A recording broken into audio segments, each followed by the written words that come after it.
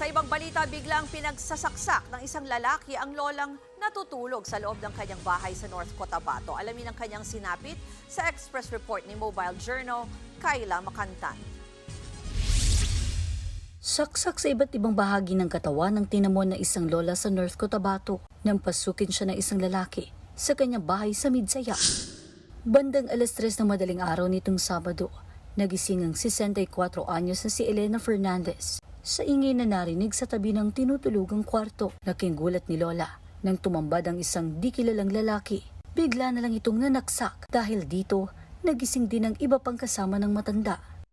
Doon sa pusot natin, ma'am, kasi may nakakita po. Na-identify naman ng biktima talaga niya yung nanaksak itong suspect po, kaya nahuli po. Doon lang po sa barangay po.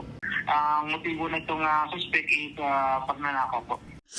Kinilala ang suspect na si alias Eduardo, 21 anyos, taga Lebac, Sultan Kudarat, pero pansamantalang nanunuluyan sa Midsaya.